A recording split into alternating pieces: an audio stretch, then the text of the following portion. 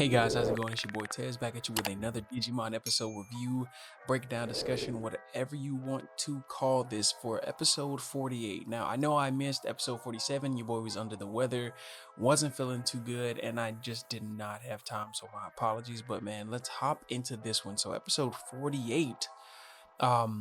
I'd be lying if I was telling you that I wasn't hyped watching this one because it kicked off with so much heat, so much power, so much oomph, and I mean oomph. So we did get the surprise of seeing that Leomon and the gang are all still safe, as well as Eldoradimon, which I was, the last time we saw them, we were unsure what was happening as they were drifting and falling.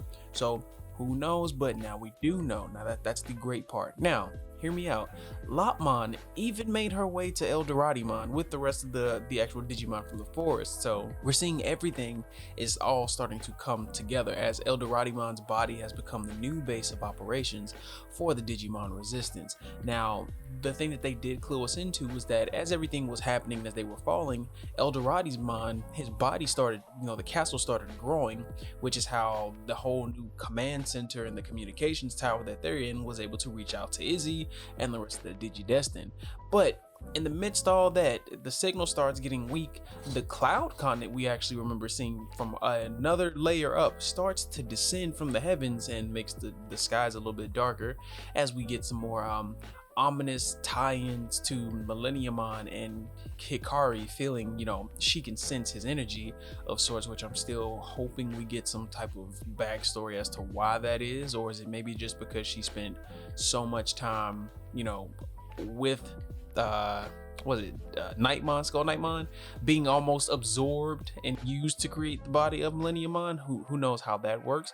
But as the Vaidmon jumps in and speaks, he tells us of Millenniumon's will. Like, all this has been to his will. Everything that's happening, everything that's been going on, this has all been sculpted and planned out as the squad has now reached Faga, which is supposed to be the final resurrection of Millenniumon's body, the place where he shall rise again and everything is gonna go down.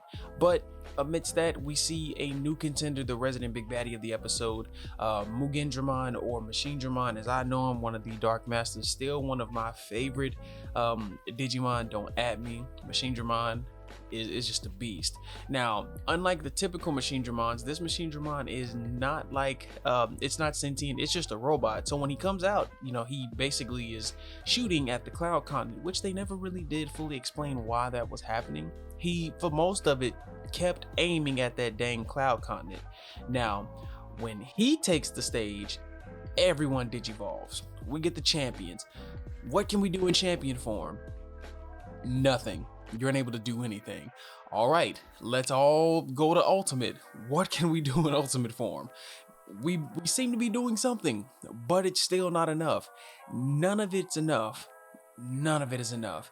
And then we get Ty and we get Matt, both going beyond that, hitting Mega, and we get Wargreymon and Metal Garurumon. Now, I loved seeing this, even if it was just brief, them tag teaming just for a small bit, just a small second. It wasn't too long, but even then, Metal Garurumon knew he couldn't do much to Mugendramon. Now, could it have been a little bit better? Who knows? It could have, but it just is what it is. We didn't get anything else. I was hoping for some maybe potential Zenkai boosts for some of the other squad members to maybe have their outlining megas show up to like a big power up, but that didn't happen. We did get to see the holy Digimon fighting alongside, so Magna Andromon, Angelomon. It was cool, it was clean, it was dope. But amidst all that, watching Machinedramon do his thing, or again Mugendramon, we see the flashback that Yamato has back when Don Devimon was on the scene and Tai was eaten and Metal Greymon was losing his everlasting mind. Now, he did have, he had the flashback, but he didn't think too much of it. But, somewhere in Matt's mind, he has that lingering feeling like, man, I remember seeing this. Like, this is what that completed version could have been if Metal Greymon had continued down that path and actually fully immersed the evolution. Who knows? Because this, like I said, this Mugendramon is a combination of Sephiroth's data collected from all the Digimon that fought and defeated Millenniumon and made this body. So it's not the same. But as that's all happening, Tai and Wargreymon are trying to stop him from aiming at the Cloud Continent because they still don't know what's happening. And he's using Gaia Force trying to hold it off, but that's when Mugendramon aims all his lasers and his beams, pushing that power out, and ultimately shoves him back and hits them. But something weird happened. Hikari, kind of in this time stop moment, almost like nothing around her was even there, but everything just seemed to go negative. In time of need, her power sprang forth and responded within Angelmon to give Tai and Wargreymon a boost of some kind, like a holy power up. We've seen it previously before when the siblings did it for both their brothers, but this time it's just even more so Hikari to Tai, and Tai's like, guys, I'm gonna take this on. You guys go. I got this. Telling Matt he's leaving everything to him. He's like, don't worry, I'll come back. And he does that so everyone can get away. Now, as Mugendramon's still firing at this dang Cloud Continent, he's just like, I'm just gonna keep shooting. Like, I'm not worried about you all. But that's when, with Tai and Wargreymon in their new Zenkai mode, they start really doing damage. Like, he threw one of the gauntlets and broke his arm off. He got hit by Mugendramon's tail and burst through. I'm just like, man, look at all this. I mean, the animation wasn't the cleanest, but it was still amazing to see.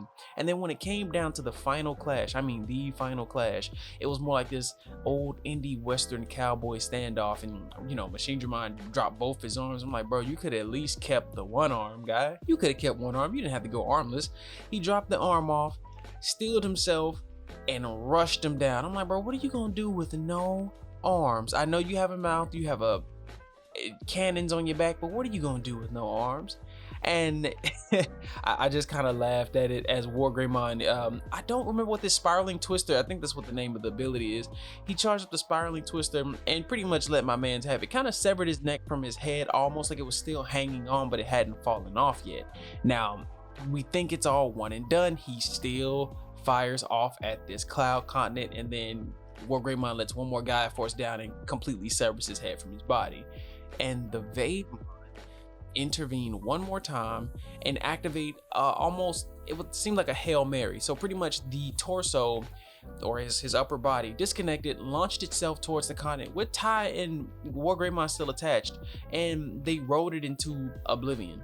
And that's how episode 48 ended, guys. Now, what we're looking forward to in this next episode is more than likely Millenniumon's body, the older form, because I seen some bits in the actual what's happening next time.